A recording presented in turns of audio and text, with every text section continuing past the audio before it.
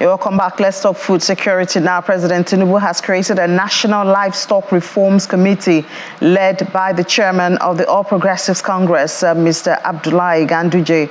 According to Mr. Ganduje, the low productivity of the sector, that's the livestock sector, has been Nigeria an import-dependent economy, draining scarce foreign reserves used for importing dairy, meat, and other livestock products. While this committee is focusing majorly on, but not restricted, obviously, to the farmers and cattle rearers clash.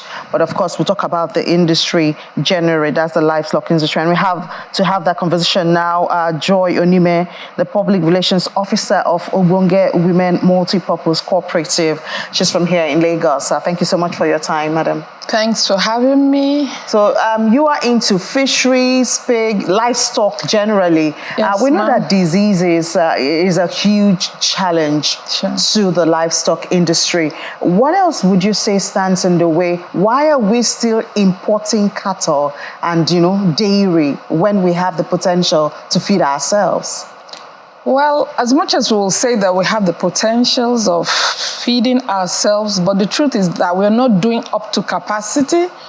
If you look at production level, is quite low compared to consumption. So that's why there's still a lot of importation.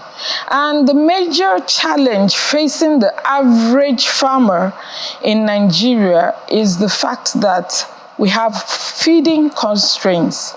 You see, there's a whole load of hike there. To feed is a problem.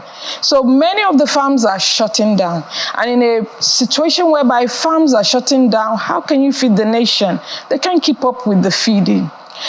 We have grain scarcity. It is real. Because right from March this year, we have a whole load of, every week we keep having increment in our feeding cost. And who do we pass this down to? To the consumers, right? And when consumers can't cope, there is a depreciation in sales.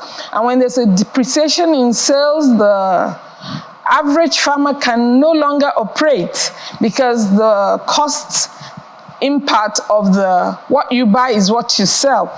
So you find that a lot of farms are closing down. People are out there, they're hungry. They're hungry because we can't meet up with what we need to sustain the population out there. Where are we supposed to get this grain from that you're using for your feeding? Well, it's supposed to be from within the country, but you and I know the insecurity system is really causing a whole load of havoc. So we don't know. The grains we used to get for far less price each time is so high, especially we have maize, a major factor in feeding most of our livestock, like the fish uses maize, the poultry people uses maize, the average pig farmer, any kind of livestock you're talking about, maize is a major thing we use, and it's so expensive. Now we have soya too. All these grains are making things so difficult because if you buy the feed, it's expensive.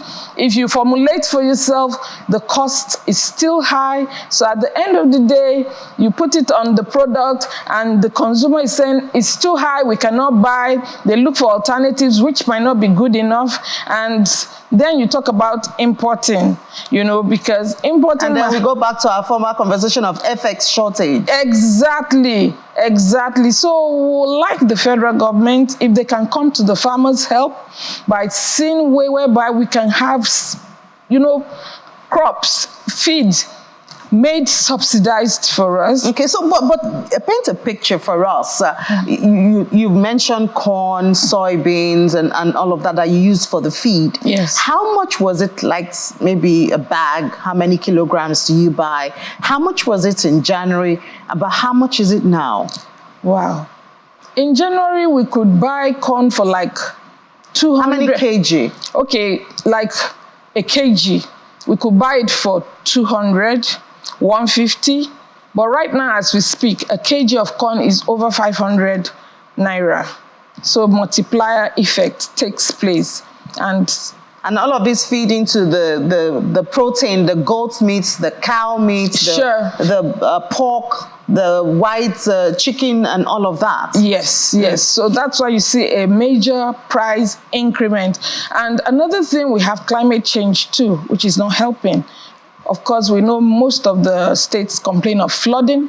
And even in Lagos State, we have that major factor of flooding. So when we have flooding, it affects our farm areas and a lot of people that have planted, because we're not able to predict, the climatic condition. Like before, we'll say between this time and this time, we'll have this kind of harvest. But people plant without knowing when the rains will be heavy and when the rains will not come at all. So you have that disturbing us too. We have a lot of loss because it disturbs. Okay, does it disturb you from the part of the feed, or does it disturb you as a livestock owner? It's a chain, ma. It's a chain because we have people that have to plant the seeds, and when there's no seed, you cannot make your feed. So it's pari passu. We are working hand in hand. So when we don't get enough grains, we won't have enough harvest because we need grains to make our feed. Your feed. So now you talked about government intervention, but we know that the president, we had the broadcast, I think it's just about 2 weeks now, about palliatives and grains being given to states and all of that. Hasn't that gotten to you? You are in Lagos State. Well, we've not seen it yet. We're still expecting to a great extent. So we're still expecting. We are hoping it will come very soon. Though they've tried an intervention by ways of programs whereby they give farmers little help like feed. Like the appeals program here in Lagos State in collaboration with the World Bank, a lot of farmers have benefited, right? But it's not enough. Like Oliver's twist, we are asking for more. Because when you compare with what we are doing, the feed given compared to the costs is like drowning. So you find that still we are complaining it's not sufficient. We would like a situation whereby we'll have more of such grants, and it should come in good measure. And you have other little kind of interventions from government, but we would like more. So that is it. But is there a way for us to eradicate this importation of grains? I mean, from a layman's view, we have the land, we have fertile land, we have the weather. Why can't we plant what we need? Okay, good. That's a good area. But when you look at our terrain, really, you find that most of the western side is urbanized, and the northern side, where we depend majorly for these grains to come in, you have insecurity. So it's working hand in hand.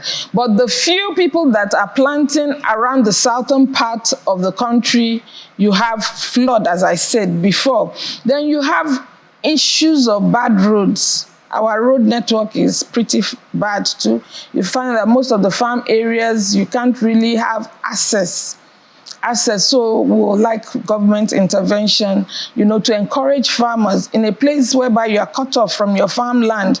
How profitable you're going to be spending so much on transportation. One thing is to plant, another thing is to bring it out of the farms. So those are all part of the challenges we as farmers face. But the issue of diseases and pests. Oh, sure. That's another thing we have, like the swine flu that comes in and out. The bird flu come in and out. It has shut down a lot of farmers, because many of these people go on loan to be able to sustain themselves. But when you take a loan and you have such kind of epidemic, you can't recover on time, what happens? You have to shut down. And in shutting down, you're reducing the food productivity of the nation. And employment too. Well, we have to thank you so much, Ms. Joy Onime, PRO of Ogbonge Women Multi-Purpose Cooperative. Thank you so much for your time. And we do hope to stay on this matter until we get good answers. Thank you.